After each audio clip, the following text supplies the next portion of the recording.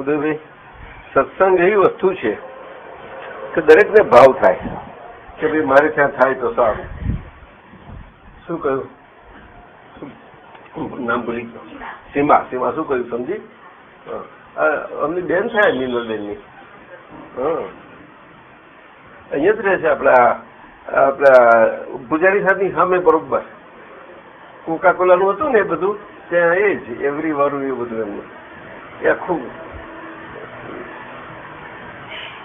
અને નવનીતભાઈ તો ખાસ મિત્ર બધા પપ્પાના.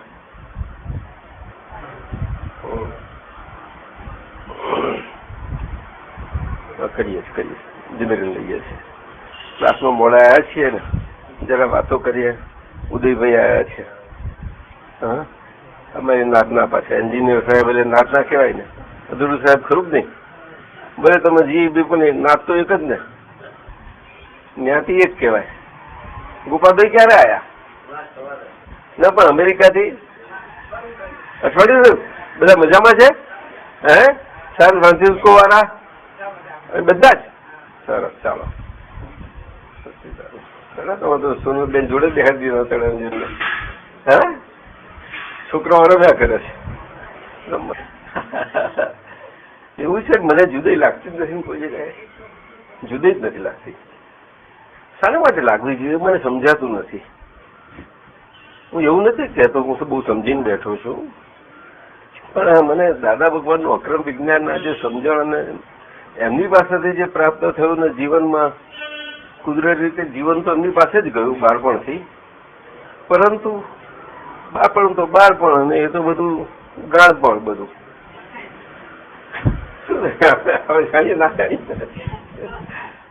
શું લાગે તને? આપણે બાળપણ વગર ગાળપણ વાળા છે, પણ જયારે સમજણ વાળા મળે ને, જયારે આપણે સમજીએ આપણે પોતાનું મહત્વ ને આપણું જીવનનું મહત્વ, ત્યાર પછી એ જીવન કહેવાય છે ઉદયભાઈ. હા, કે ત્યાર સિવાય જીવન નથી સમજાતું. જીવન અને આ જીવનનું મહત્વ ને એની જે મજા છે માણવાની એ નથી સમજી શકાતી આપણને. માણવાની એટલે કઈ રીતે સમજીએ આપણે પેલા ગામપણ વાળી ભાષામાં સમજી જઈએ છીએ. એ ખોટું છે. સમજણ વાળી ભાષામાં સમજવાનું છે. સમજણ વાળી. આપતો પુત્ર બહુ પોતાની જાતને સમજે કે અમે દાદા ભગવાન બહેન સમજી ગયા, પણ એ તો અંદર વિચારે તો સમજાય. એટલે મહેશભાઈ એકલા સમજાય છે, પણ બધા થોડા સમજે. એકલા વાળા બધા સમજી ગયા. એ તો વાત સાચી. એટલે મોનિટર બનાવ્યા એમને. શું કહો સાહેબ?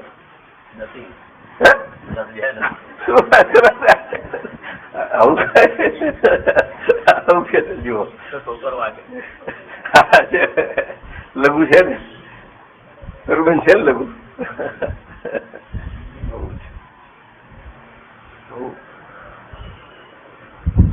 બહુ મજાનું છે. દાદા ભગવાન પાસે તો અમે જયગઢ જેટી ઉપર હતા. ઉદયભાઈ અમારું કામ ચાલતું ને રત્નાગીરી ડિસ્ટ્રિક્ટમાં. બહુ સુંદર પોર્ટ છે જયગઢ. ત્યાં શિવાજીનો કિલ્લો, એટલે અસલ કિલ્લો નહીં જૂનો, પણ જયગઢ ફોર્ટ ગણાય આમ કિલ્લો. ત્યાં તો બધા વેસ્ટર્ન ઘાટમાં બધા કિલ્લાઓ જ છે ને રહ્યા. બધો ઘાટ આખો કહેવાય. એટલે પોર્ટ બહુ સારું છે. નેચરલ પોર્ટ છે આખું. દરિયાથી અંદર જઈ અને આખી ક્રીક જાય છે, જેને પનવેલની ક્રીક કે છે. બહુ અંદર અબાઉટ 35 miles ડીપ છે Panvel creek. It goes right in Panvel નહીં આવે, શું કહેવાય પેલું ચીપલુન ક્રીક. તમે પાસે હતા રસ્તામાં. એ પેન ને બધું આ ડાબુર વાળું બધું રસ્તામાં જ આવે. સમજ્યું ને? એ બધું રસ્તામાં આવે. એ રસ્તો તમારો કાયમ નો મળે જવાનો. બહુ શું તો સાથે બહુ ટ્રાવેલિંગ કર્યું છે. તો જયગઢમાં બેઠા હતા. હું અખંડાનંદ એક વખત ત્યાં આગળ એટલા બેઠા તો શું કરીએ દાડામાં. સવારે સાઈડ ઉપર જાય, પછી બપોરે નિરાતે બેઠા જવું ઉપર. તે ટેકરી ઉપર આપણી સાઈડની ઓફિસ કરી હોય ફર્સ્ટ ક્લાસ. સાઈડની ઓફિસો સારી બનાવવી પડે ને ત્યાં રહેવાનું. દાદા એ પણ એમની પ્રિન્સિપલથી બનાવડાવ્યા અમારે તો. બે પાટિયા મારે મારા જેવા અમારા પલંગ થઈ જાય એક પછી દાદા સુધી એક બાજુ ચાલે અમારે. પાછળ નાનું એ ફર્સ્ટ ક્લાસ કિચન હોય. બહુ મજાનું, મજા આવે, બહુ મજા આવે. પણ જાપ કહેવાય. પેલા નારિયેળી ના થાય ને લાંબા લાંબા સુકાઈ ગયેલા, એ આપણું રૂફિંગ, બધું રૂફિંગ મટીરિયલ. બહુ મજાનું. પણ પાણીનું આટલો બધો વરસાદ પડે પણ પાણી ના આવે તમારે. એટલું સરસ એ લોકો બનાવે છે, એકબીજાનું પૂછીને બનાવે છે. એ તો કેરાલા સુધી આ જ સિસ્ટમ ચાલવાની. એક વખત મેં કેળવણી ઉપર એનું પહેલા પાના પર હું ખાસ વાંચી જોઉં. અખંડ આનંદમાં પહેલું પાનું આવે છે ને એ સારું આમ હોય છે, એડિટોરિયલ હોય એ ટાઈપનું હોય. પહેલું પાનું તમે જોશો તો જે વખત મેં જોયેલું એમાં એજ્યુકેશન ઉપર કેળવણી ઉપર કે કેળવણી કેવી હોવી ઘટે. મને જરા ગમ્યું ને દાદાને વાત કરો, દાદા શું જુઓ છો? દાદા બહુ સરસ આવ્યું છે. શું છે? કેળવણી સંબંધી એવું સરસ લખ્યું છે. આ લગભગ હું 66 દિવાળી પછીની વાત કરું છું. એન્ડ ઓફ 66 અને બિગિનિંગ ઓફ 67. મારા ફાધર માદા પડી, એ જરાક માદા પડ્યા હતા ત્યારે. તો તે વખતે અમે હતા ત્યાં મહેન્દ્રભાઈ નીચે સાઈટ ઉપર હોય મારા બ્રધર. તો બહુ સરસ. શું છે કેળવણી? શું સાની કેળવણી? આ તો બધા બુદ્ધિના ખેલો તમને ના સમજાય. ઊંકો બાજુ એને કેળવણી કહેવાતી હશે. કેળવણી વસ્તુ બહુ જુદી છે. તમને કહું દાદા બરોબર. તો કેળવણી શું કહેવાય દાદા? મને જરા જિજ્ઞાસાને પૂછ્યું. મને તે વખતે બહુ દાદાનું તો બહુ સરસ મજા આવતી હતી. તે વખતે 67, 66 એ તો બહુ મારા મજાના વર્ષો હતા. બહુ સારામાં સારા વર્ષો મારા. અપ ટુ 72 પછી ટર્નિંગ આવતું જતું હતું તે મને દેખાતું હતું ખરું. અને તે ચાલ્યું અપ ટુ 77 સુધી, 6 years. અને હું જોયા જ કરતો હતો. આખું ફિલ્મ બધી ચાલતી હતી મારે. બહુ મજાની, બહુ મજાની. અને 78માં જે સલન આખું નાટકમાં બીજો અંગ ચાલુ થયો, જબરો થઈ ગયો. જબરો થયો. પછી 79 થી ફટફટ ચાલવા મળ્યો. દાદા ઉપર એ પેલું ફ્રેક્ચર એ થયું ને અહીંયા વડોદરામાં ખરું ટર્ન થવા મળ્યું બધું મારા પ્રતિ.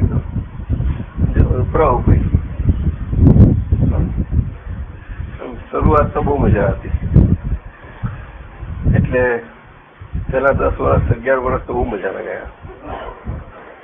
એટલા બધા કે ક્યારે સવાર પડે છે, ક્યારે રાત્રિ પડે છે, ક્યારે સવાર પડે છે ખબર જ નથી પડતી. સમય છે કે નથી પણ ખબર નહીં. ને કામ ચાલ્યા કરતું હતું. કામમાં જતા આ કરતા બધું બિલો કરીએ, આવીએ, જઈએ, ચેકો લઈએ, ઉઘરાઈએ, સાહેબોને મળીએ, ડેપ્યુટીને જઈએ, મેજરમેન્ટ લઈએ, ફલાણું ઢીકણું બધું જ ચાલે.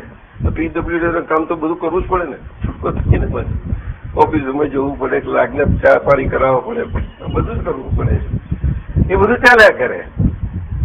પણ કેમનું ચાલ્યું, શું ચાલ્યું એટલે ખબર પડી કે આ તો માથે છે એની કિંમત છે, નહીં કે આપણે કરીએ છીએ એની કિંમત છે. એ મને ખરેખર સમજાયું. ખરેખર બહુ મોટો પાઠ મળ્યો છે. જબરજસ્ત પાઠ મળ્યો. એ તો આ જયગણિત જેટીનું ટેન્ડર અમે ભરતા હતા.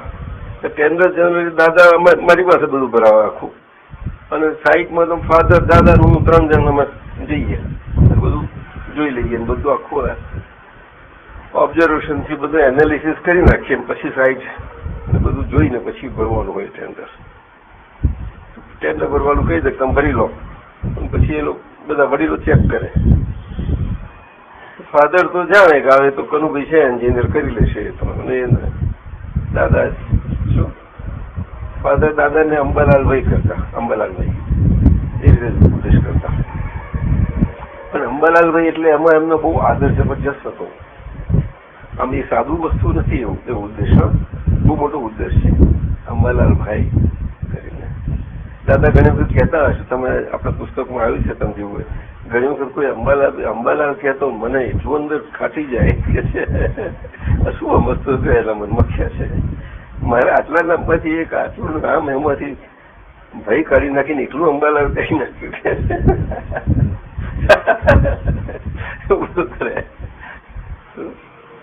એટલે એ જ ટેન્ડર દાદાએ ચકાસીને પછી એમાંથી એક ભૂલમાંથી અમને જયારે ફટકો માર્યો ત્યારથી સમજાયું કાં તો ભાઈ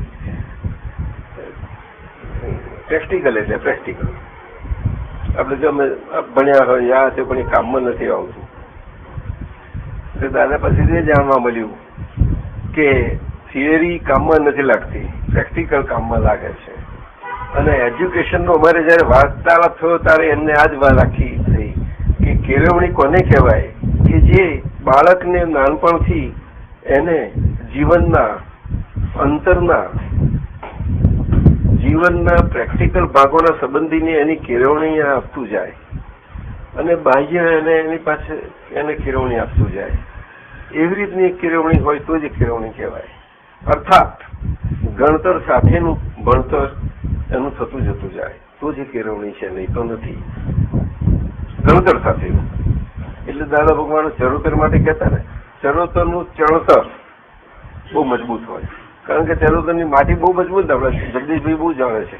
દાદા ભગવાનના એટલે એમના હાથે ઘડેલા નહીં પાછા, એ તો બહુ સારી રીતે જાણે કે ચરોતરના માટી જેવી ઈંટો તો કોઈ હાટલા સરળ ના થાય ત્યાં આગળ. બેસ્ટ બ્રિક્સ, સારામાં સારી બ્રિક્સ તમે બધે તમે ટેસ્ટિંગ કરો ગમે ત્યાં. ફર્સ્ટ ક્વોલિટીને જેવી રીતે આપણી પેલી રેતી કઈ કહેવાય છે સારામાં સારી? હે ગોમાં તે રેલવે એપ્રુવ કરેલી છે. આખા બધે વેગનો ગમે ત્યાં જ્યાં હોય તો ગોવાની રેતી લઈ જાય અને એનાથી એનું જયારે ક્વોલિટી કન્સ્ટ્રક્શન એનાથી કરે છે. ક્વાડ નહીં બધી આખી ઓરિજિનલ ક્વાડ ગોમાં એટલે અહીંયા હાલોલ કાલોલ છે આગળ, પણ એ તો શોધ ગયો બધું અસક બહુ અસક. અને મૈસૂરમાં કર્ણાટકમાં ગ્રેનાઇટની સેન્ડ બોક્સ, કારણ કે આખું ગ્રેનાઇટ પથરો એટલે બેસ્ટ, આ બે બેસ્ટ છે આખા ઇન્ડિયામાં. એટલે ગુમાની તો બહુ સારી હોય પ્રખ્યાત ગણાય, પણ હવે તો લિમિટેડ સોર્સ ને પછી તો બધું ચાલ્યા કરે. તો એમાં આ કેળવણી સંબંધીમાં આવી રીતે અમારે વાત થઈ હતી. ગણતર સાથેનું ભણતર એને જ કેળવણી કહેવાય છે. ગણતર એટલે ઇનર લર્નિંગ. શું કહ્યું? અને ભણતર એટલે એક્સટર્નલ લર્નિંગ, એક્સટિરિયર લર્નિંગ, એટલે schooling learning, school learning, high school learning, college learning, university learning, એને ભણતર કહેવાય. અને ગણતર એટલે ઇનસાઇડ. સીમાબેન બરોબર છે? હા, શું વાત કરી ત્યાં? બીએવીસી કોમન લાગે છે ને હિસાબ કિતાબમાં.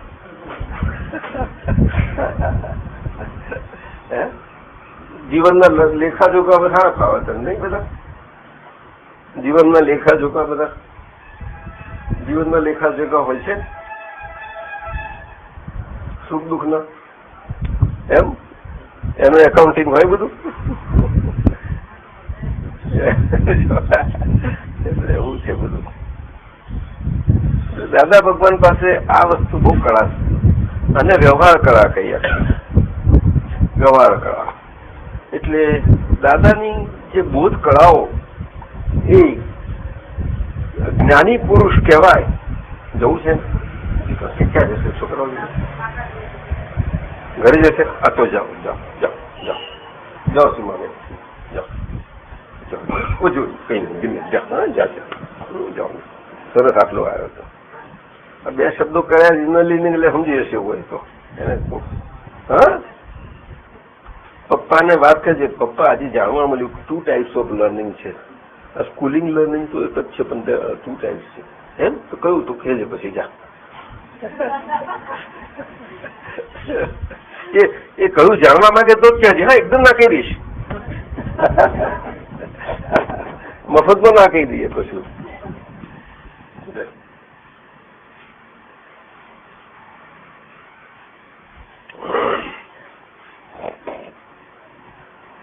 તું સમજી?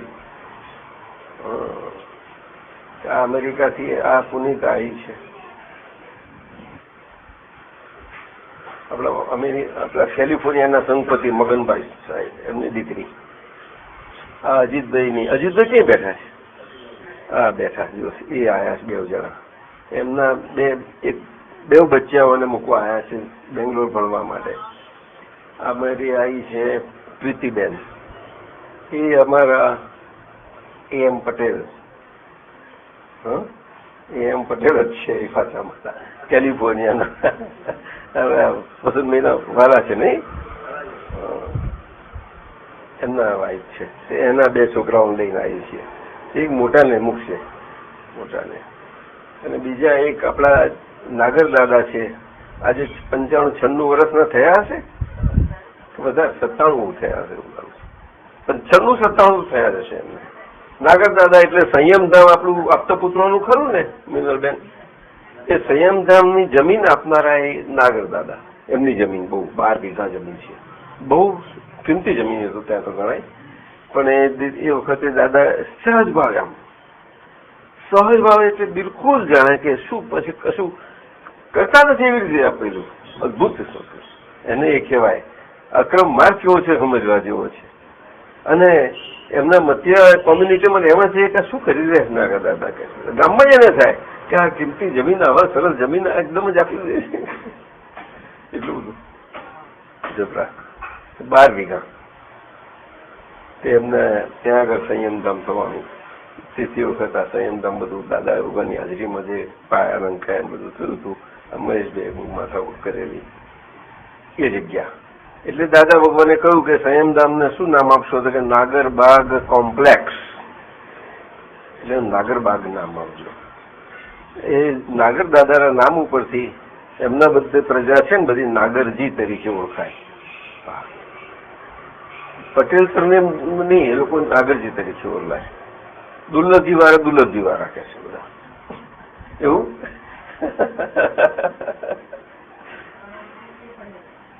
એ તો આ તો બધા અસલ બધા સમજ્યું.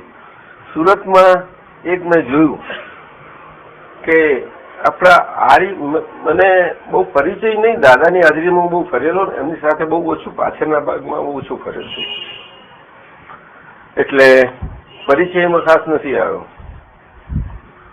પછી આવેલો પરિચયમાં 88માં જયારે બહાર નીકળવાનું થયું ત્યાર પછી જ બધાના પરિચયમાં આવવાનું થયું. પરંતુ આવતા જ મને તો ખબર પડી ગઈ હતી. રામમોહનભાઈને ત્યાં લગ્નમાં ગયા અને નવસારીમાં જયારે દાદાની હાજરીમાં જ અમને જોયું લીધેલું તે વખતે સાધારણમાં જ કુદરતી એ દાદાની કૃપા જ છે. અને જે કહો તે પણ એક વખત જઈએ એટલે ખ્યાલમાં આવી જાય બધું શું છે કેમનું છે શું છે. તો ત્યાં એટલું ખ્યાલ હતો અમને કે આપણા જે આર્ય સનાતન સંસ્કારો છે ને તે આવા કળિયુગમાં આવા કાળમાં બધે એની અસરો તો કળિયુગની બધે પેસી ગઈ છે. ખૂણે સાંચરે કોઈ જગ્યા બાકી નથી રહી, કોઈ જગ્યા બાકી નહીં.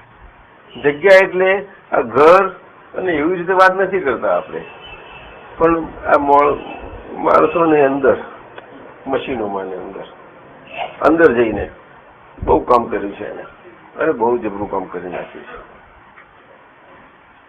આપણે કઈ મશીનમાં આ થઈને આપણું નુકસાન થાય શરીરને કે અંગને એ તો જુદું રહ્યું, પણ અંદરથી આને બહુ કામ કરી નાખ્યું કર્યું ને કાળ.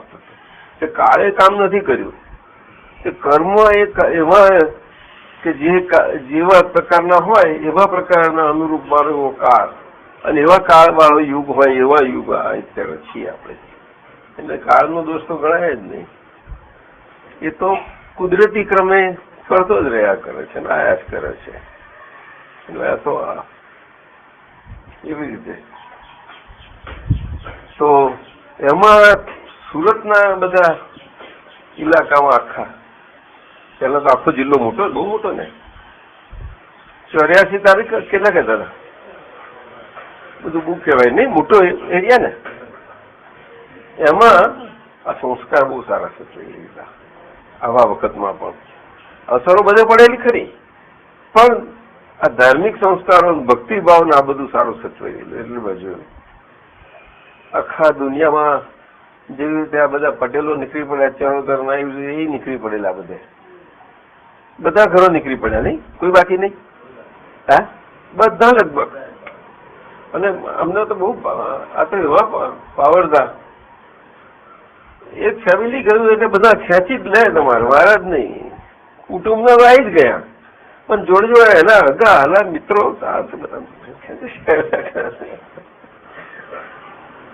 કામ કરવાનું શરમ હતી થોડી થોડી, નથી શરમ નહીં, જરાય નહીં. એ બહુ મોટું લક્ષણ હતું, જરાય શરમ નહીં કામ કરવાની. આ લોકો મફતમાં બધા મજા કરે છે, મજા કરો છો તમે લોકો. કામ કરનારા કામ કરીને મજા કરો છો, સમજાયું ને?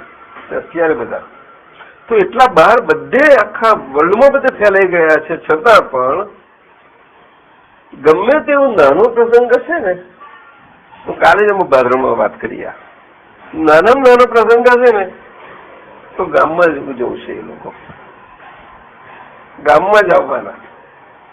કે હવે ગામમાં શું આવે, કોણ રહેવાનું, કોણ આવવાનું, એવું નહીં. ગમે તે જૂનું ઘર તોડીને ફર્સ્ટ ક્લાસ બનાવો, સારામાં સારું ઘર બનાવી દો, એ પેલું કામ કરવાના. શું જરૂર હતી આટલું મોટા ઘર બનાવવાની તમારે?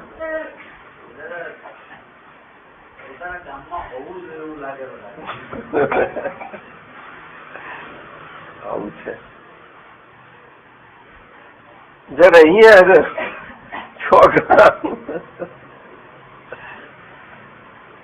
ગામમાં ઘર હોય તે જતું રહ્યું હોય તો પણ હોય એવું એને ડબલ હોય એવું બતાવે પાછા. એવા છે બધા મોટા, એવા છે. અમારું હોય, અમારું આખું ગામ જ અમારું.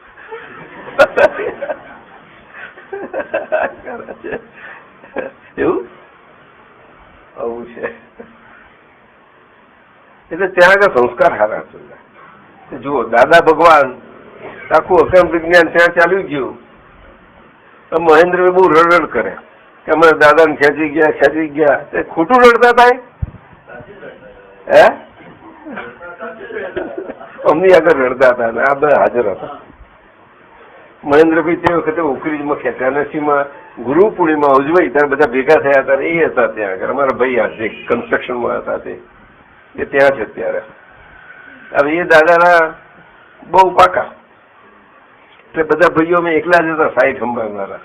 સાઈટ એટલે બહુ આકરું કામ અમારું, અને આ જગતના બંદરોનું સંભાળવું એટલે બહુ આકરું. એમાં શ્રીવર્ધનની જેટી બાંધી ત્યારે એ જંગલમાંથી જવાનું હતું અમારે. ઓહો, એ રસ્તો પસાર કરીને ત્યાં જવું પડે, જંગલ જ રીતસર. શ્રીવર્ધન એ મુરુડ ને આખું બધું જંગલ કરીને જવું પડે છે. પાછું હોય બાજુમાં, ત્યાંથી આમ ફરી જાય. તે રાત્રે જ જાય ના ફરે. આ તો નિરાતે આવા નવા ઝાડા હોય ફર્સ્ટ ક્લાસ. કોબરાઓ તો મારું જ કામ કે છે.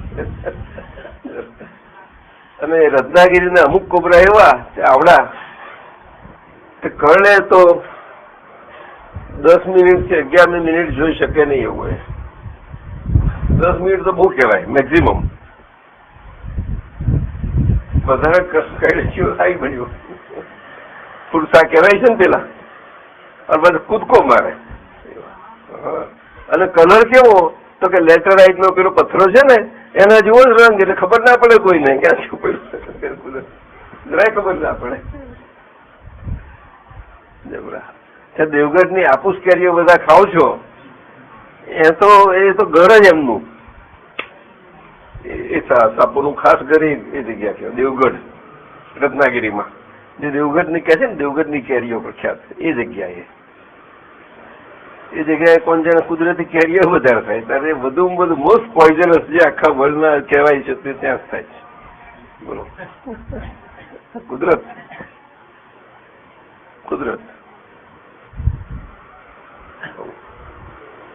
દાદાજી પોતા ફરીએ ને હું દાદા લોકો દાડા 15 દાડા ને 20 દાડા કોઈ વખત રહેવું પડે, કોઈ વખત અઠવાડિયું રહીએ પછી જઈએ. જયારે જઈએ ત્યારે મુંબઈ પહોંચીએ તારે કઈક માણસો જોવાના મળે, બધા નહીં તો એ તો કોઈ જોવાનું ખાસ મળે નહીં. વસ્તી આછી, બહુ આછી વસ્તી, ગરીબ પ્રજા બધી, રત્નાગીરી નહીં પ્રજા બહુ.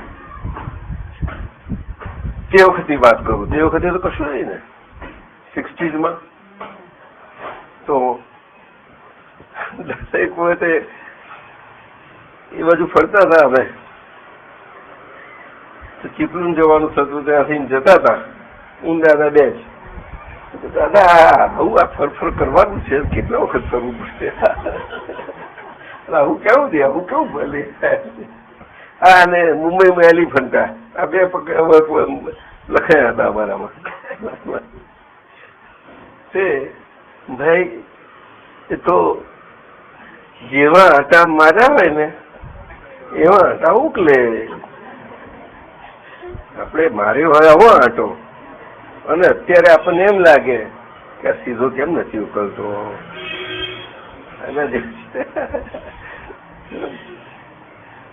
તમે દાદા આવા જ એ તો બધું અમારા હોય તો ખરા તમારી જોડે, પણ અમારા જુદી ટાઈપના, દરેકના પોતપોતાની રીતના હોય. આટા તો બધાનો હોય ને, હિસાબ તો ખરો જ. શું થાય? કેલનપુર કર્યું હતું, કનુભાઈ નો ભાવ એ જ હતો કે દાદા હવે આ બધે ફરતા ફરતા આવ્યા છીએ, 69 થઈ ગયેલી જેટલી થઈ ગઈ ને ત્યાર પછી 67માં જયારે પૂરું ફાઇનલ કરવાનો વિચાર હતો મારો, તે 68માં થયું. મેં શું કે હવે આપણે થોડો સામાન બચ્યો છે, આમ તો મોકલાઈ દઉં હું અહીંયા આગળ. અને આ જગ્યા પર ફાધર 68ના જાન્યુઆરીમાં એક્સપાયર થઈ ગયા. તે અમારે પણ વચન લીધું કે થઈ ગયું નહીં મકાન ત્યાં આગળ. એમને મારી પાસે ડ્રોઈંગ નકશા કરાવી નાખેલા, એબ્સોર્બન્ટ કોટન બનાવવાની ફેક્ટરી કરવી છે મારે, અને હવે કોન્ટ્રાક્ટ નથી કરવું, આપણે બેસી જાવ જગ્યા પર. સોનગઢે આ રીતે જ કરેલું. હા, એક જગ્યા પર બેસવાનું, પણ દાદા ના પાડ્યા કે કરો ને તો એમ થઈ ગયેલું હોય બધું. દાદાને બહુ ઈચ્છા ના હોય કે જવા દો ને, ચાલવા દો, જે છે તે શું આપણે છે એમાં સંતોષ એમ. તો એક બાજુ સોનગઢ 55ના એલિફન્ટા જેટી પર થયેલું, તેમાં એવું આ થઈ ગયું.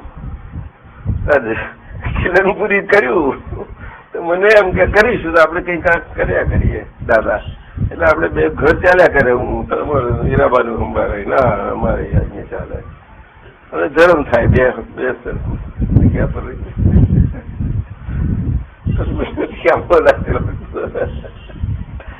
સમજાવું. કશું કામમાં લાગતું નથી. સત્સંગ એપાર્ટમેન્ટમાં કર્યું, બેંક આપી, ત્યાંથી ઉછીના રહીને આઈને કર્યું, પણ તો પણ અત્યારે ઊંધું થઈ પડ્યું છે. આજે પણ હાલત એવી છે. ભાવ એવો કે ચલો ઇન્કમ આવશે, દાદા એના ભલે ચાલે, અમારે ચાલે, આપણે શાંતિથી કર્યા કરીએ. જો છે સમજવા જેવું છે.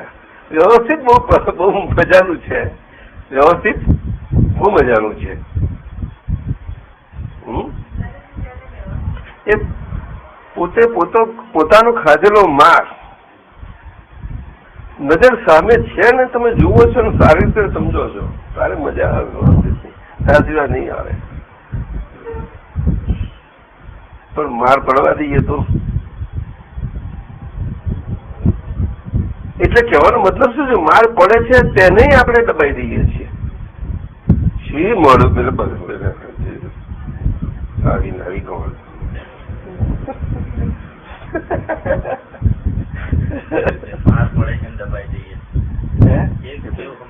તમે જુઓ ને, અમને વિચાર મુદ્દા ઉતરો ને.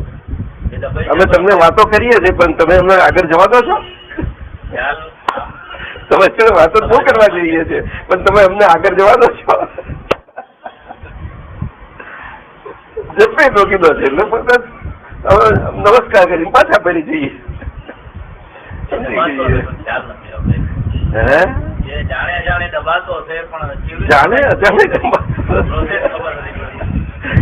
પૂરા જાણીને દબાવો છો, અને અમે સમજીએ છીએ એટલે લાજ આપણું કેમ કરી લેવાય કોઈની. એ કેવી રીતે મસ્તી કરાય? કા એવું ના કરાય. સમજાય તમારે કેટલી રીતે સમજાય? તો સમજમાં આવે એના માટે સમજાય ને, નહીં તો કેવી રીતે સમજાય? સત્સંગ પોતાનો માર્ગ મને સમજાતો હું કઉ છું તો મને સમજણ પડતી એ સમજવા આવવું પડે. માર્ગ પડે છે એ ખબર નથી પડતી પેલા. બહુ ક્રોનિક રોગ, બહુ ઘેરો રોગ કહેવાય. પણ એવું કરી રહ્યા થવું જોઈએ. રોગ છે એ ખબર નહીં ના થવું જોઈએ. આટલું મોટું વિજ્ઞાન છે તો સાથે વિજ્ઞાન સાથે ખૂંચે નહીં. ખૂંચે પાછું બંધ થઈ જાય. જો થોડી વાર ખૂંચે એ શું થોડી વાર કાયમ નું એ શું પાછું? આ કઈ ભાષા? આ સત્સંગ આ ભાષા ના હોય. થોડી વાર સાથે થોડી એવું હોય જ નહીં ભાષા. એ તો સતત હોય. સતત ખૂંચે એવું કરી આપે હોય છે જ અંદર. અહીંયા આગળ પ્રમાદ કહેવાય છે મહેશભાઈ. પ્રમાદ આને કહેવાય છે. આપણે જેને જાગૃતિ સમજીએ ત્યાં જ આગળ પ્રમાદ રહેલો છે એ જાણતા નથી. જ્યાં જાગૃતિ સમજીએ ત્યાં પ્રમાદ રહેલું છે એ જાણતા નથી.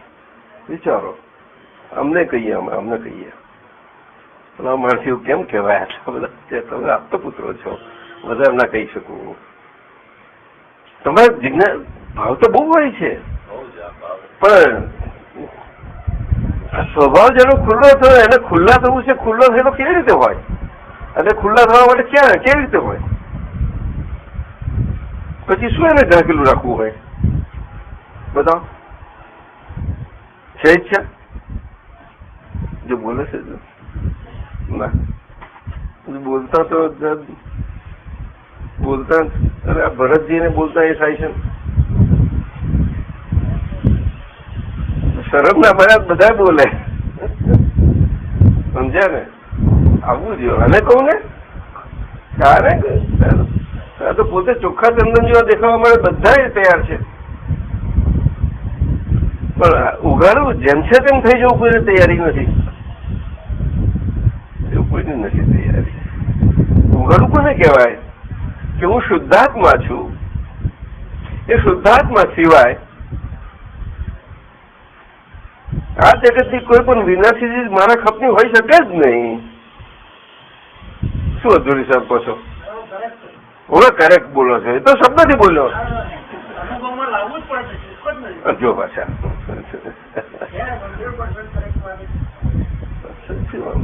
હવે આમાં શું અઘરું છે? અવડામાં કે અઘરું છે? હા,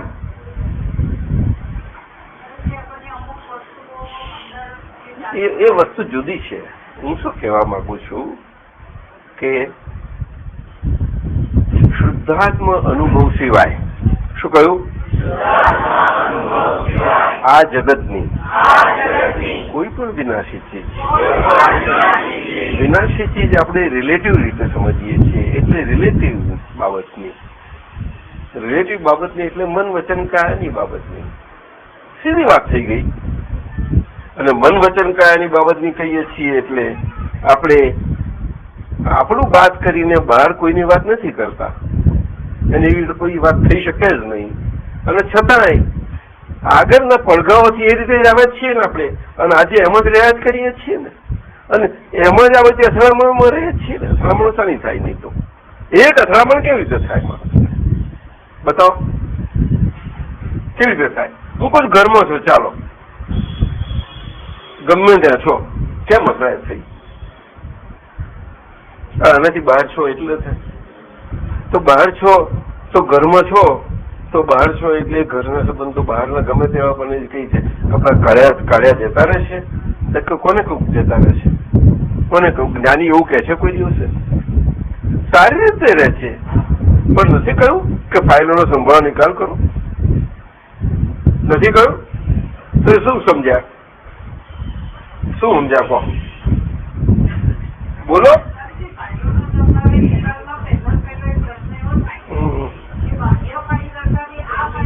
એ વાત જ એ છે ને. એટલે કે કહેવાનો મતલબ શું છે કે આપણે જે આગળની હજુ આદતો ને પડઘા એમાંથી નથી નીકળી શકતા. એમ કહું છું કે જે પડ્યા છે આનું તો વિચારી નથી કર્યો, અને બહારથી જે જીવેલા આપણે શીખેલા છીએ તે હજુ ક્યાં નીકળીશું? એક નંબર પર આવ્યા પછી પણ, એક નંબર પર આવી ગયા પછી પણ હવે એક નંબરની સાથે દાદાએ કહ્યું કે 2 નંબર. હવે 2 નંબર એટલે કેટલું પૂરતું કહ્યું કે તો વ્યવહારનો સંબંધ છે ત્યાં સુધી સંબંધ હચવો, ત્યાં સુધી સંબંધ ના હચવો પછી સંબંધ ક્યાં સુધી રહ્યો તમારો? બોલો. હવે એને કઈ નફટઈએ કરીને દાદાએ નથી કહ્યું, એવી રીતે કહ્યું નથી. કહ્યું છે કોઈ દિવસ જ્ઞાની પુરુષ કેવી રીતે ના જાય? કોઈ દિવસ એ હૃદય નથી જતા. ઉડતું જ્ઞાની પુરુષ ફાટેલું હોય એને સાધી આપે છે, તૂટેલું હોય એને જોડી આપે છે. કોઈ દિવસે કોઈ વસ્તુ હોય એને 2 અલગ ના કરે કોઈ દિવસ જ્ઞાની, ક્યારે પણ ના કરે. સમજ્યું? એને બધા પ્રયત્ન એ હોય કે બધાને એક કરે, એક કરે, એક કરે, એક કરે. અને છતાં પણ એના ઉદય અને એ બધા કારણોને કારણે એ ન થતી હોય ત્યારે ઉદાસીન, જ્યાં અમુક પ્રકારે ઉદાસીન ભાવ હોય પછી એને જાતે ના જાય. પછી તમે તમારા શબ્દોમાં, તમારી સમજણમાં અર્થ લઈ જાઓ બધા શબ્દો, એને કોઈ શું કરે? ઉદાસીન તમે તમારી રીતે લેવા જાઓ એટલે નથી કર્યું આજ સુધી. આનું આ જ કર્યું છે. જ્ઞાનીની ભાષા સમજવી જોઈશે અને આજ્ઞા ધર્મ થી જ સમજાશે, બીજો રસ્તો જ નથી. શું અઘરું છે? ડિફિકલ્ટ છે? બોલ સાચું કે આજ્ઞા ધર્મથી સમજાયું છે કે નહીં? તું શું કે છે? અઘરું ક્યાં લાગે છે? મને કહે છે અઘરું ક્યાં લાગે છે? તું કે અઘરું ક્યાં લાગે છે? એવું ના બોલીશ ભાઈ. હું તને પૂછું તને અઘરું ક્યાં લાગે છે?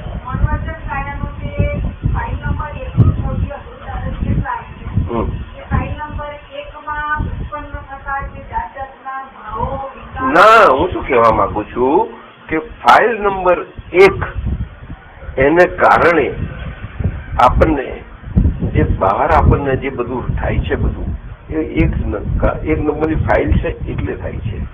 એમાંથી બીજું બહારને કારણે એમાં 1 નંબર ફાઇલમાં કશું ઉદ્ભવતું નથી એમ કહેવા માંગુ છું. ઉદ્ભવનું સ્થાનનું કારણો અંદર જ રહેલા છે એમ કહેવાનું છું. હવે અંદર રહેલા છે કરીને આપણે પોતાની જાતને એટલી બધી ડિસિડન્સી વાળી કે એને નથી ઉતારી પડવાની વાત નથી એમાં. આ તો સમજવાની વાત છે, અન્ડરસ્ટેન્ડ કરવાની વાત છે. અહીંનું જીવન જીવવાની કળા આવી આખી તમારી. તો સમજાયું જ નહીં?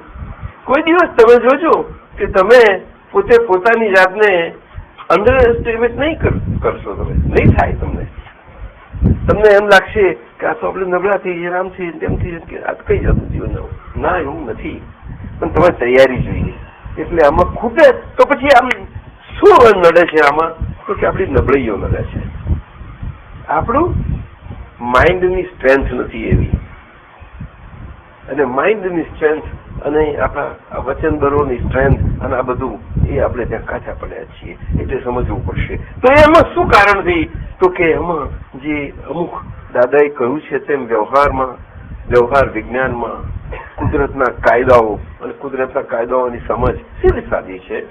તે ચોક્કસ પ્રકારે આગળના કારણે જે થઈ છે એના કારણે આ દશા છે તે હજુ ચાલુ છે. તો આજે જ્ઞાન મળ્યું છે તો પછી જાગૃતિ કરીને ચાલુ કાયદામાં એમાં એનું પ્રતિક્રમણ બહુ ઘટે કે નહીં? તે કુદરતી કાયદાનું પ્રતિક્રમણ કોને કર્યા? આપણે લાખ સત્સંગ કર્યા કરો, ઉપર છેલ્લે ચાલે છે બધા. એક સત્સંગ કરો, એક વાક્ય કરો, એક પાછળ તો કલાકો નીકળી જાય. સમજાય છે? યશો વિજયજી શાસ્ત્રો આખા આ 400 વર્ષ ઉપરની વાત કરું છું, 300 વર્ષ ઉપરની, કે બધા શાસ્ત્રો ઓગળી ગયેલા 7 વર્ષની ઉંમરે જેમને ભક્તામણ સ્તોત્ર પોતાની માતાને એના 3 દિવસના ઉપવાસને માટે એને નથી છૂટતા, કારણ કે ભક્તામણ સ્તોત્ર પેલા સાધુ વરસાદના કારણે આખી બધું છવાઈ ગયું હતું ને ગાડું થઈ ગયેલું, બંધ થયું હતું નહીં, એટલે આવી શકતા નતા. તો આનો ઉપવાસ એ ના થાય તો એને શું માતા કારણ શું છે માતાજી? કે આ છે ભાઈ. અને એ જ્યાં સુધી મને એ સાધુ સંભળાવે નહીં એ સ્તોત્ર ત્યાં સુધી હું પારણું ના થઈ શકે મારા ઉપવાસનું. તો કે માતાજી એ તો હું તમને સંભળાવી દઉં, તો તું સંભળાય તો તે વખત એમની ઉંમર 7 વર્ષની. તો તું કેવી રીતે સંભળાવ? ભક્તામણ જેવું ગંભીર સ્તોત્ર. તો કે માતાજી એ સંભળાવતા જયારે જયારે તમારે સંભળાવ્યું ત્યારે હું ત્યાં તમે જોડે જતો ને, અને મારે સંભળાવ્યું છે, અને અક્ષર હું સંભળાવી દઉં, તમે જુઓ તો એવા એટલે કેટલા કેપેસિટી વાળા હશે. એનું રિટેન્શન પાવર જુઓ એ ઉંમરમાં, ત્યારે એવી ઇન્ટરનલ કેપેબિલિટી કેવી. એવો જ રાજચંદ્ર નાની ઉંમરે કેટલું બધું એમનું નીકળ્યું છે, કેવી કેપેબિલિટી, આવું જોવાનું. આ વિરલ પુરુષો કહેવાય. ત્યારે પેલા આ શાસ્ત્ર જ્ઞાનમાં આમાં વિરલ હતા યશો વિજયજી. એટલી નાની ઉંમરે આવું હતું સંભળાવ્યું, અને એની માતાજી ખુશ થઈ ગયા ને એમને પાળવું કર્યું. અને એ 14 વર્ષે તો કાશી જઈ અને બધા શાસ્ત્રો 14મા વર્ષે એટ ધી એજ ઓફ 14 આટલા બધા અભ્યાસ કરીને કમ્પ્લીટ થઈ જાય છે. બોલો, બધા શાસ્ત્રો કોઈ બાકી નથી, અને પારંગત થઈ જાય છે. અને પછી સાધુ પદ જયારે આચાર્ય આવે છે અને એમનો દીકરો વાગે ત્યારે એમને આપી દે છે. અને તે વખતે બધા માતાઓ એવા હોય છે સ્ટ્રોંગ. એમને એવું નહીં મારો દીકરો ના જાય, એટલું બધું એવું હોય છે. અને આપણે વાતમાં કેવું થાય છે, નાની વાતોમાં આપણે છૂટતું છીએ. દીકરો અહીંયા ભણવા મૂકવાનો હોય ત્યારે શું થશે, શું જોયા કરે, શું થઈ જવાનું છે એને?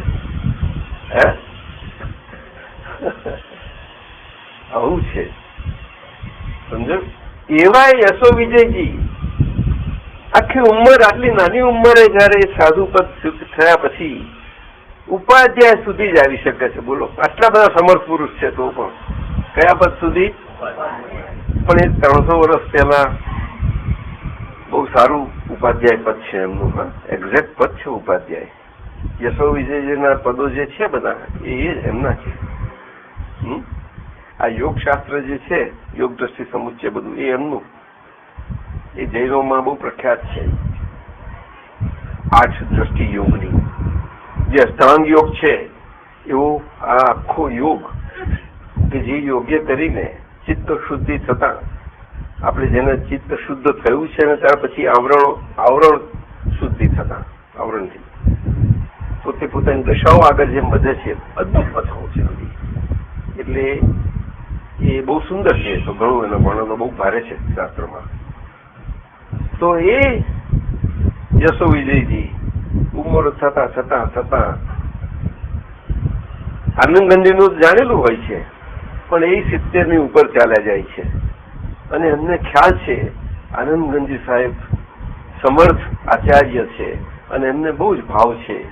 એ તો ઉપાધ્યાય છે ને, એટલે એમને એ સ્વીકારાય આચાર્યથી એવો ખૂબ ભાવ છે આનંદગંજી. પરંતુ એ કઈ યોગ જ નથી બાજતો, પેલા ભેગા થતા નથી. કારણ કે બંને સાધુ પદમાં છે. પેલા એ ના એટલે સમર્થ આવી રીતે, તો એકબીજાને દરેકની જગ્યાએ પોતપોતાની રીતે રહેવું પડે છે. આનંદગંજી તો મસ્ત છે, એકદમ અવધૂત જેવા. આપ સ્વભાવ મેરે અવધૂત સદા મગન મેં રહેના. અવધૂત બોલે છે ને, અવધૂત એટલે શુદ્ધ આત્મા. એવંભૂત દ્રષ્ટિથી એવંભૂત પ્રાપ્ત કર એમ કે છે. એવંભૂત એટલે શું કે આપણી આજ્ઞા છે કે બાય રિલેટિવ વ્યૂ પોઈન્ટથી હું 1 નંબરનું ફાઇલ છું. સાંભળજે બેન, બાય રિલેટિવ વ્યૂ પોઈન્ટથી હું 1 નંબરની જે ફાઇલ છું, હું રિલેટિવ વ્યૂ પોઈન્ટથી તે, અને બાય રિયલ વ્યૂ પોઈન્ટ શુદ્ધાત્મા છું તે, આ બે સાથે હોવું એને એ જ એવંભૂત દ્રષ્ટિ કહેવાય છે. આ શાસ્ત્રોના અર્થથી જોવા જશો તો કોઈ સમજી શકશે નહીં. જાઓ, અમીન સાહેબ જયારે અત્યારે હોય ને એમને ગ્રહણ કરે ત્યારે ડેવલપ કરશે. આજે પહેલી વખત નીકળે છે, શ્રીમદના પુસ્તકમાં છે, અને શાસ્ત્રોમાં આના વચનો છે આ દ્રષ્ટિ સંબંધીના પુષ્કળ. છેવટે કેવું જ્ઞાન ખુલ્લું કરે ત્યાં સુધીના. બોલો, એ નઈ વાત એટલે બધા વ્યૂ પોઈન્ટથી વસ્તુ હોય એ પ્રમાણેની વાત છે. તો આમાં તો આજ્ઞાધર્મમાં બધું જ આવી જાય છે. રિલેટિવ વ્યૂ પોઈન્ટ અને રિલેટિવ વ્યૂ પોઈન્ટ એમાં બધું જ આવી જાય છે. ટોટલ આખું કેવું જ્ઞાન આવી જાય છે એમાં. કેટલું અદભુત હશે કહો. આમ તો સાદી લાગે છે ને, અને ઓલ ઇમ્પોર્ટન્ટ છે ને કે સમ ઇમ્પોર્ટન્ટ? હા તો કોને સમ નહીં? ઓલ એટલે કેટલી?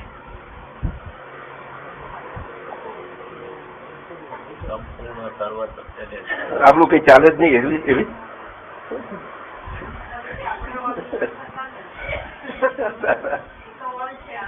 ના, એ નહીં, એની વાત નથી. આપણને ખાલી એટલું અંદર એ થઈ જાય તો ઘણું થઈ ગયું. જુઓ પ્રગતિ થાય છે, જોજો તમે. નથી થતું એવું રહેવાનું કઈ મતલબ શું કામ છે? આપણે એટલું સમજીએ ને એટલું આપણને ફીલ થયું તો ઘણું થઈ ગયું ને. પણ જુઓ તમારી પ્રગતિ થવા માટે જોજો ને. આજે બચ્ચાને કેજી કે એમાં છે ને એમાંથી એને થોડી ગેર થયા પછી કેટલો એકદમ પ્રોગ્રેસ કરે છે. થાય છે કે નહીં? આ ક્લાસમાં એકદમ ફટાફટ આગળ જાય છે. કોઈ 19મી વર્ષે મોટો ડોક્ટર થઈ જાય છે, સર્જન થઈ જાય છે, કેવી રીતે થાય છે? આમ જનરલી કોઈ ના થઈ શકે. થાય છે. એવો છોકરો હોય છે ને, અમેરિકામાં થયો ને એક 19મી વર્ષે કાર્ડિયોલોજીસ્ટ થઈને સક્સેસફુલ સર્જન થયો. બોલો, એ પોસિબલ છે? એને ટેસ્લાય ના દે ત્યાં તો બધું થાય છે ને. એવું છે વાત. એવું નહીં માનવાનું કે આ થાય કે એવું કશું નહીં. આ હોય તો આગળ જશે જમીન એની બધી જશે. હા છે એટલે મૂળ જોવાનું આપણે. સમજણ આને કહેવાય છે. સમજાય? એટલે ગેર સમજણ. જ્ઞાની પુરુષ પાસે ફાયદો શું મળે તમને? આ સમજણ મળ્યા ત્યારે સત્સંગ એ જ કહેવાય. બીજું કોઈ સત્સંગ છે જ નહીં. સત્સંગમાં બીજું કશું જ નથી બનતું. કોઈ ચીજ નહીં આપણે રહેતી નથી સત્સંગમાં. ખાલી સમજણ જ એ થયા કરે છે. શું કહ્યું? અને સત્સંગ ને સત્સંગનું વાતાવરણ ત્યારે યથાર્થપણે સત્સંગનું વાતાવરણ કહેવાય કે જ્યારે એ સમજણ તમને પ્રાપ્ત થતી રહેતી રહ્યા કરતી હોય ત્યારે ત્યાં સુધી સત્સંગનું વાતાવરણ થયા કરે છે. સમજણ. હવે સમજણ એક એવી વસ્તુ નથી કે એક પક્ષીય છે. મહેતા સાહેબ, ના, એ કોઈનો ઈજારો નથી કે કોઈનું આમ જ એક જ આમ કોઈ આપે કે બધાને મળે એના જેવું છે. એ સમજણ બંને પ્રાપ્ત પણ કરી શકાય છે અને પ્રાપ્ત થઈ પણ શકે છે. એ બંને પક્ષે વાત છે. સમજાય છે? બે રીતે છે. અને એવા સંજોગ એવા થવા એ તો ચોથા કાળની વાત જેવી વસ્તુ હોય ને ત્યારે થાય, હવે ના થાય. દાદાએ કહ્યું કે 2005માં ચોથા કાળનો સમય આવશે. આ 5મા કાળમાં તમે એનો લાભ લેશો. તે આ રીતે આટલા જ આ બે વ્યૂ પોઈન્ટ અને આજ્ઞા ધર્મમાં આગળ વધો. ચોથા કાળનો તમે લાભ લેશો તો છીએ તો 5મા કાળમાં. આ ખાલી શબ્દો નથી. આ પ્યોર સિમ્પલ વર્ડ નથી. આની પાસે બહુ મોટું જબરજસ્ત વિજ્ઞાન આખું છે. જબરજસ્ત વિજ્ઞાન છે. વિજ્ઞાન એક્ઝેક્ટનેસ વગર હોઈ શકતું જ નથી. એક્ઝેક્ટનેસ શું કહેવાય? હા, અને જ્યાં એક્ઝેક્ટનેસ હોય ત્યાં આગળ જેટલી રિસર્ચો કરવી હોય બધી રિસર્ચોનો સ્કોપ છે સાહેબ. પણ એક્ઝેક્ટનેસ ના હોય ત્યાં આગળ રિસર્ચનો સ્કોપ નથી. પણ આ તો કે રિસર્ચ કરીને એક્ઝેક્ટનેસ ખોરો એટલે એવું થયું કોઈ રહેતું એમ. ના ના, મેં તો અદ્વૈત સાહેબ આપને શું લાગે? કઈ સેન્સ કરે એવું છે? આ તો રિસર્ચ કરો તો થશે એક્ઝેક્ટ છે. ના, એક્ઝેક્ટ સાયન્સ હોવું પડશે ત્યારે વિજ્ઞાન. એટલે અક્રમ વિજ્ઞાનનું મહત્વ અહીંયા છે. સમજાય તને કે નહીં સમજાય? અક્રમ વિજ્ઞાનનું મહત્વ અહીંયા છે. ગમે તેમ રિસર્ચ ગમે તેમ આપણે મૂકી દો ના ચાલે કઈ. વિતરાગ વિજ્ઞાન ઇન્ટરનેશનલ રિસર્ચ ફાઉન્ડેશન કહીએ છીએ એનું એક એક શબ્દનું મહત્વ તો સમજો ને તમે. વિતરાગ વિજ્ઞાન શબ્દ જ એ ઇન્ડિવિજ્યુઅલ ઇનર હેપીનેસથી લીવ આઉટ થઈ જવા માટેનું વિજ્ઞાન છે. એ વિતરાગ વિજ્ઞાન કહેવાય. વિતરાગ શબ્દ શું સૂચવે છે કે પેશનલેસ. શું સૂચવે છે? અને વિજ્ઞાન કહ્યું તો સાયન્સ કહ્યું. આ પેશનલેસ સાયન્સ હંમેશા લિવિંગ મેટરમાં જ હોય. આ નોન લિવિંગ મેટરમાં કઈથી હોવાનું છે? આ સોમામ કઈથી લાયા તમે?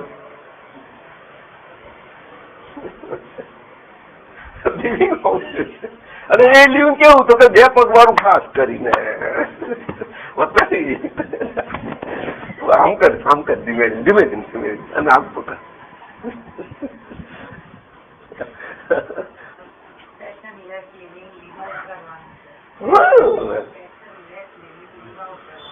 અને એ ઇન્ટરનલી જ થઈ શકે છે. શું કહ્યું? હા, વિજ્ઞાન અહીંયા રહેલું છે એટલે ઇનર સાયન્સ કહ્યું ને એને. ઇનર સાયન્સ કેમ કહ્યું? અને ઇનર સાયન્સ હંમેશા સબ્જેક્ટ ટુ ક્રોનોલોજી હોઈ શકતું જ નથી. શું કહ્યું? એટલે કાળ એને ટચ ના કરી શકે, સાયન્સને ના કરી શકે. એટલે આ લોકો ટાઈમ ને સ્પેસમાં કેટલા બધા મૂંઝાયા છે.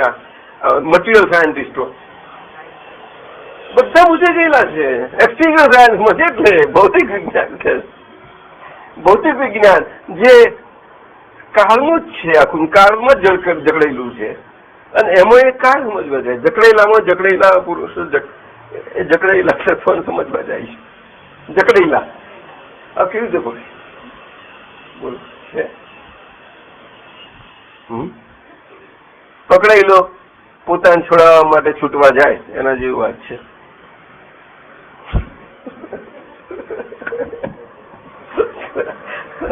કઈ કેમનું કરે?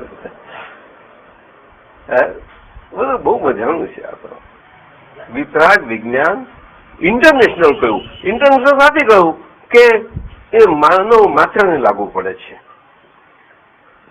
એટલે એનો ઈજારો એવો નથી કે એક દેશ કે સંસ્થા કે એને મર્યાદિત છે. પેશનલેસ તો દરેકને ગમશે વાત.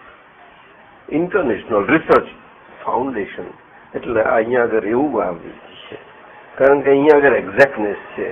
આવો જેને પોતાને એ ઇનર સાયન્સનું અન્ડરસ્ટેન્ડિંગથી જેને જોઈએ તે આવો કરો. એ સ્કોપ છે કારણ કે એક્ઝેક્ટનેસ છે. આવો એવું વસંતભાઈ કહે છે, બૂમ પાડે છે. હે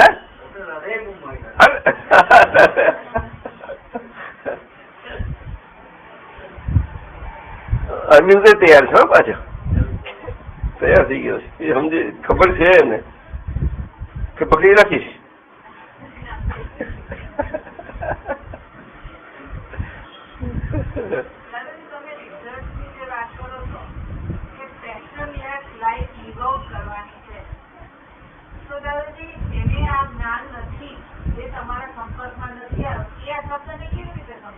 અહીંયા આવે ને અહીંયા સેન્ટરમાં સમજાશે.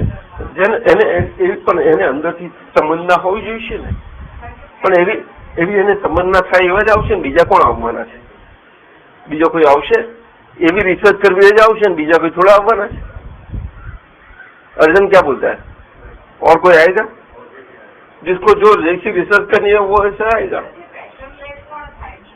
ना, ऐसा नहीं है. जिसको जो जैसी जरूर है उसके लिए जो रिसर्च की वो ढूंढेगा कहाँ रिसर्च हो सकती है. ये रिसर्च की फैसिलिटी होनी चाहिए ना. જો તને કહું કે મારે કોઈ પણ રિસર્ચ કરવી એના માટે કોઈ રિસર્ચની ફેસિલિટી તો જોઈએ ને રિસર્ચ કરવા માટે. તો આ કઈ છે? આ તો વિતરાગ. આ ફેસિલિટી તો કઈ કે એ જગ્યા જવું પડશે ને. સેન્ટરમાં જ આવજે તું, ત્યાં આગળ થશે. ચલનપુરીમાં કરીશું આપણે. જગ્યા પર તો જવું પડે ને હંમેશા. બીજું તો કરો.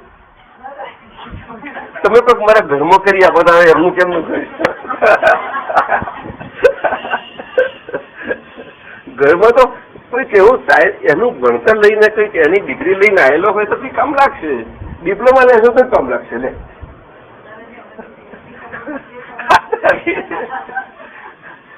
ત્યાં ડિગ્રી ડિપ્લોમા આપવાનું છે?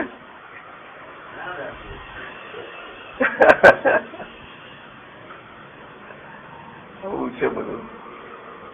આ ફેકોલોજી કરી બધી.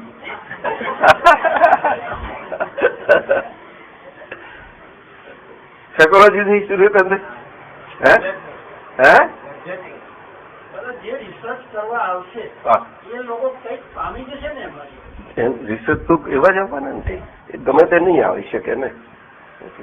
આપણે ઇન્ટરનેશનલ કોલ છે આ તો, એટલે ગમે ત્યાંથી આવી શકે છે. કોઈ પણ દેશમાંથી કોઈ પણ ગમે ત્યાંથી આજે આવે બધા. આવો આવો. આ સેન્ટર એ જે ફાઉન્ડેશન પર રચાયેલું છે એ 2 પાયા પર રચેલું છે. તમે આવો.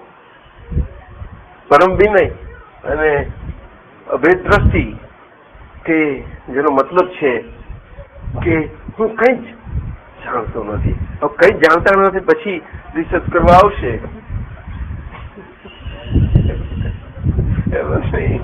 અને પરમ વિનય સાથે જ આવશે ને રિસર્ચ કરવા આવે છે ને, કારણ કે એને રિસર્ચ કરવી છે. આવો. શું લાગે છે? કે જાદુગીરી છે?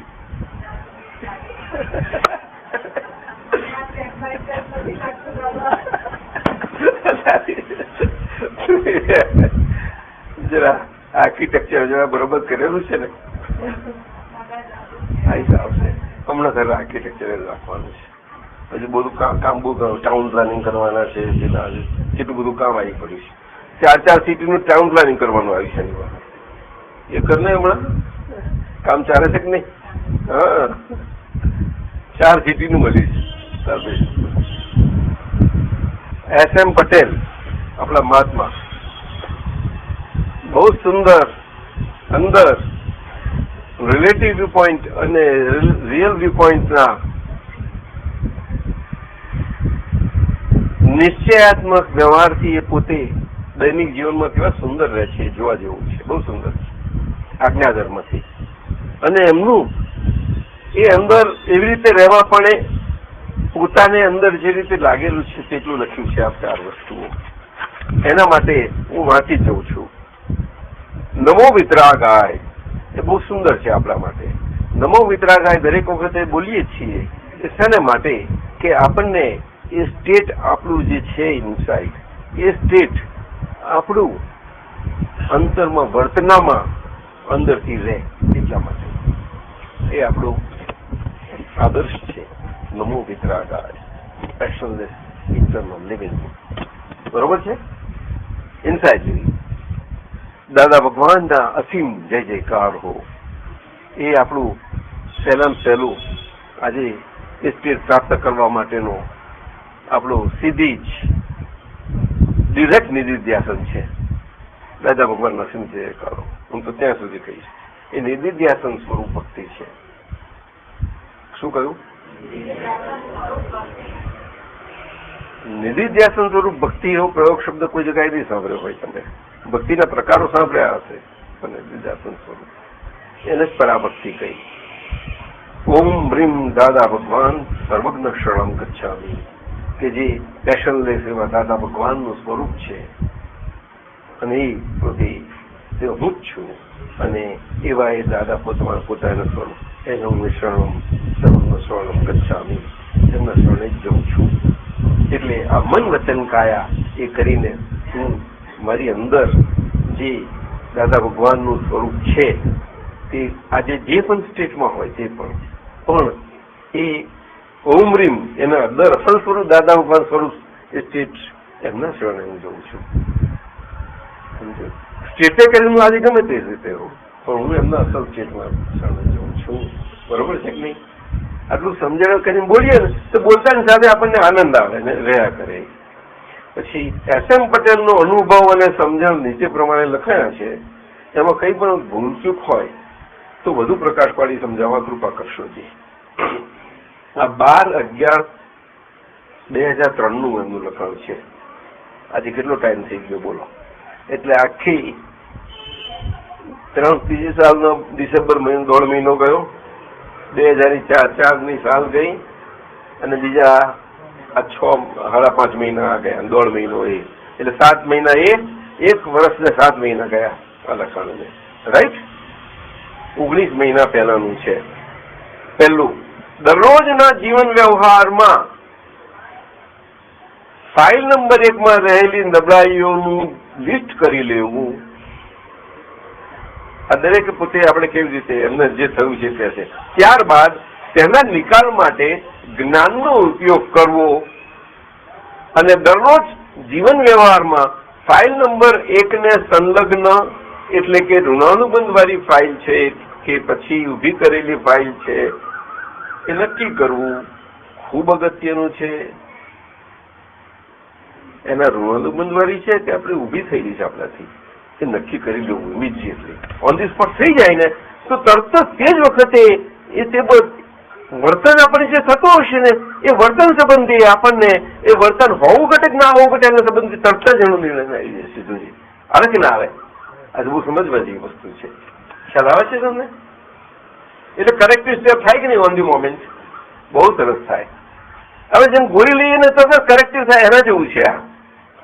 ફાઇલ નંબર 1 ને જે ફાઇલ જ લાગુ ના પડતી હોય તે બિનજરૂરી ઘરે લગાડવાની જરૂર નથી. એટલે કે મનવાળી કાયા ત્રણેય ઉપર વોચ રાખીને એક્સ્ટ્રા એટલે ઊભી ના થાય એની કાળજી રાખવાની અને જાગૃતિ રાખવાની જરૂર છે. એ જાગૃતિ આને જ કહેવાય ને, એ તત્ક્ષણ જાગૃતિ રહે.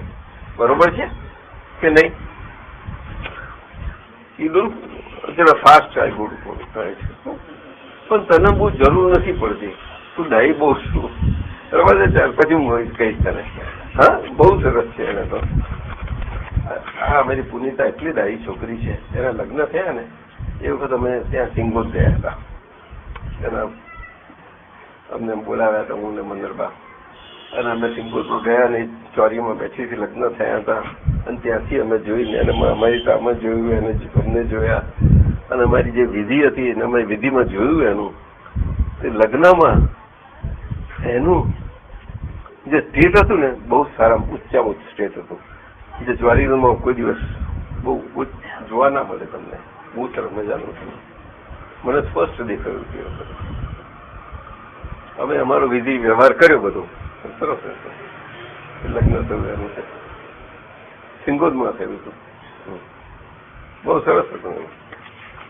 પછી 13મી નવેમ્બર 2003 છે આ. ફાઇલ નંબર 1 ના પાછળ કવર્ડ થયેલા જુદા જુદા હિસાબો ઓપન થઈને જુદી જુદી અવસ્થાઓમાં જુદા જુદા સમયે પ્રત્યક્ષ ફળ આપવા સન્મુખ થાય છે. એ તો છે જ ને.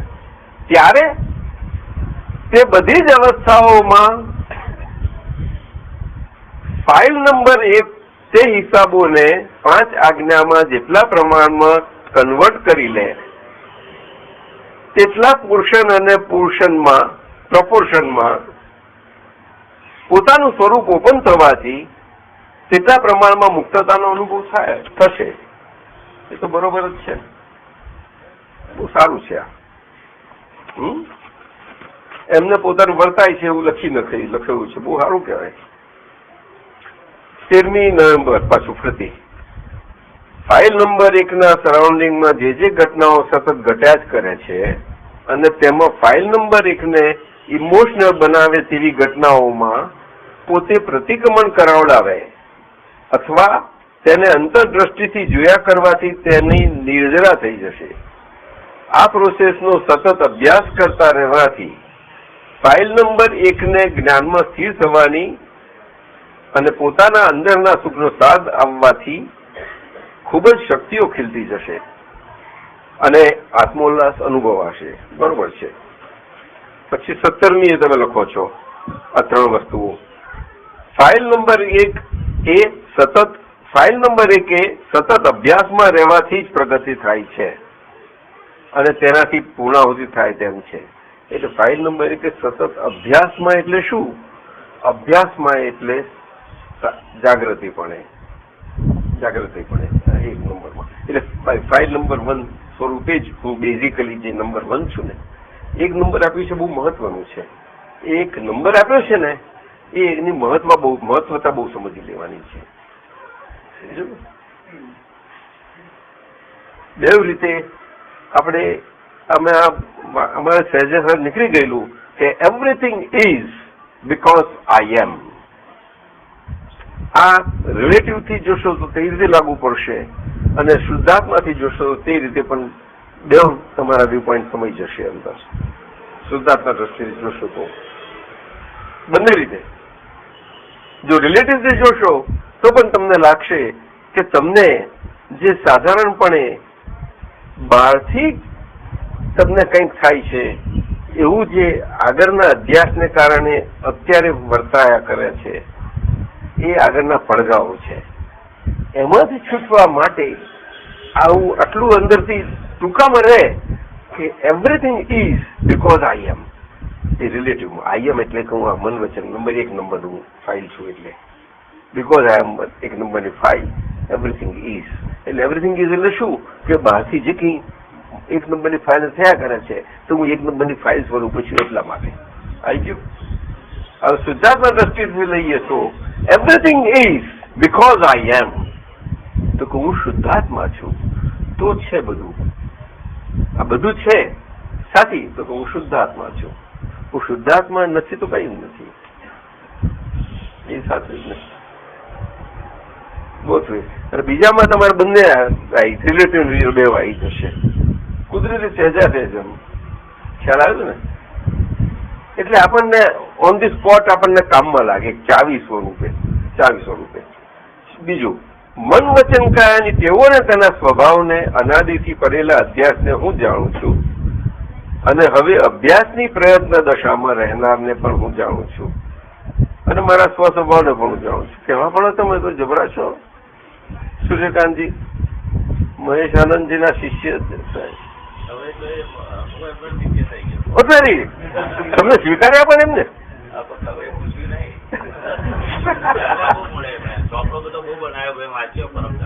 શું વાત કરો છો? બહુ છે બધું. શિષ્ય સમાજ ના પણ એમને વિનંતી કરજો કરે નહીં તો નહીં. શિષ્ય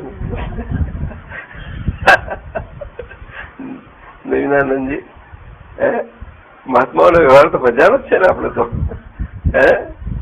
મહાત્માના વ્યવહારમાં બહુ મજા આવે. આનંદ મહાત્માના આનંદની વાત બહુ જુદી છે. મહેતા સાહેબ નહીં કોઈને એકબીજાને લાગે જ નહીં ને કે આ કોણ ગુરુ કોણ શિષ્ય. બહુ મજા આવે. છેલ્લું ખાસ કરીને ફાઇલ નંબર 1 ની પોતાના ઘરમાં શુદ્ધ ઉપયોગની વધુ ને વધુ સાતત્યતા કેળવાતી જશે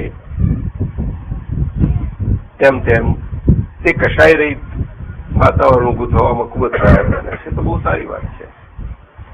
એટલે મૂળ એનાથી બધું ઓટોમેટિક બને છે. કરવું નથી પડતું કશું. તમે પણ એ વર્તાય ધીમે ધીમે. એકદમ ના ખ્યાલ ખબર પડે આપણને. આપણે તાત્કાલિક માગવા જઈએ એવું નથી. બધું આમાં ધીમે ધીમે ખબર પડે. બધા અસરો ખ્યાલ આવે. આખા ઘરના એક મેમ્બરને જે મેમ્બર આપણને એડજસ્ટ ના થતું એમને પણ અસરો પડે. કારણ કે એ અસર એ આપણને દેખાવા ના દે પણ એને અંતરમાં અસર હોય. એ ખરેખર અસર એ દેખાવા ના દેવો એવો ભાગ અમુક હોય કારણ એ બધા કારણો હોય છે અમુક. સમજાય છે. એટલે ધીરજથી આપણે રહ્યા કરવાનું. બસ ચાલો લો. બસ હવે શું બોલો. વ્યવહાર કરીએ છીએ હવે જયારે ફાઇલ 1 થી ભૂલ થઈ જાય છે સામેનાની ભૂલ હોય તો એ તો જોવાનું છે. ક્ષમાનો ગુણ પણ છે. પણ જયારે ફાઇલ 1 કરે છે એ વખતે તન્મયકારકતા થઈ જાય છે એટલે ઇમોશનલ થઈ જવાય. જયારે ફાઇલ 1 ગુનો કરે છે એ વખતે ઇમોશનલ થઈ જવાય. એ વખતે જે સેપરેશન જે રહેવું ચંદ્રનો આનંદ જે રહેવો જોઈએ અને પાછી આપણે જે કઈ હોય તે સંભાળ નિકાલ કરવાનો છે પણ છતાં બી ઇમોશનલ થઈ જવાય છે. એમાં શું છે કે એ આગળના બધા પડઘા છે. આગળના પડઘા એટલે આગળનું પોતાપણું આ બધું કામ કરી રહ્યું છે. આગળના અજ્ઞાન ભાવનું જે ડિસ્ચાર્જ થઈ જાય છે ને એ ડિસ્ચાર્જ ભાગ એટલો પાવરફુલ છે એ પાવરફુલ ભાગ પોતાપણા સ્વરૂપે અત્યારે કામ કરી રહ્યો છે. હવે સમજાય છે? એ પોતાપણું તમને આ મારો દોષ છે એવું જોવા નથી દેતું, એટલું જ બને છે, બીજું કશું નથી.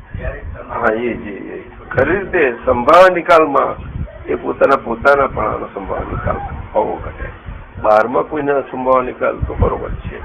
બહારમાં તો ક્યારે કે આપણે કોઈની જોડે ઇન્ટરેક્શનમાં સંબંધમાં આવીએ ત્યારે ઇન્ટરેક્શનમાં આપણાથી કોઈને દુઃખપૂર્ણ વ્યવહાર ન થાય એની કાળજી કે જાગૃતિ આપણી હોવી, તે એમાં સંભાવ નિકાલમાં હોય. એમાં કાચું કે પાકું બને છે. કોઈને બધું વધારે બને, કોઈ ના પણ બને, બધું બને તો બધાથી થાય, એ દરેકથી થાય. પણ એમાં બધા પ્રતિક્રમણો બહાર ના આવ્યા. એટલે ફાઇલોનો સંભાવ નિકાલ થયો ને બહારમાં એવી રીતે. કારણ કે આપણે ઘરવાળા છે, સંબંધો છે, ને ફાઇલો તો બધી રહેવાની જ, સંબંધો તો રહ્યા જ કરે ને. એટલે ફાઇલોનો સંભાવ નિકાલ આ અર્થમાં કહ્યું છે. અને એ બધો નિકાલ હશે તો તમે એકલા શરીર જોડે રહ્યા ને, તો એકલા શરીર જોડે રહ્યા પછી તમને બહુ મજા આનંદ આવશે. પણ એવું રહી શકાતું નથી ને. એકલા શરીર જોડે આપણા અત્યારના વ્યવહારોમાં કેવી રીતે રહી શકાય? જ્યાં સુધી એ શરીરના બહારના સંબંધોના વ્યવહારો ઉભા છે ત્યાં સુધી રેવાય? એ જ મોટી ઉપાધિ પર છે ને.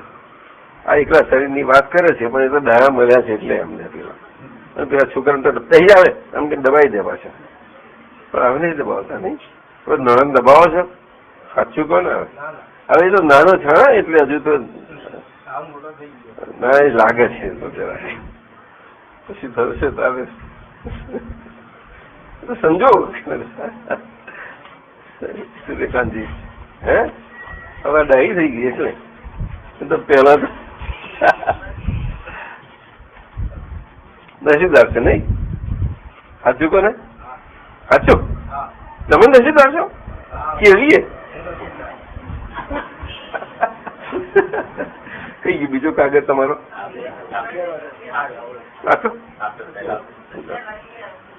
બસ આ ચાલો. આજનો આ રવિવારનો સત્સંગ અમે 9 થી 11 અહીંયા હમણાં આજ પહેલા દિવસે જ કર્યો છે. રવિવાર બધાના રજાનો દાડો હોય ને, એટલે મુક્તતા હોય ને, ઓફિસ ના હોય, કશું ના હોય કામકાજ, એટલે ઘેર જઈ શકે છે રાતે. આવું જ રાખીશ. જય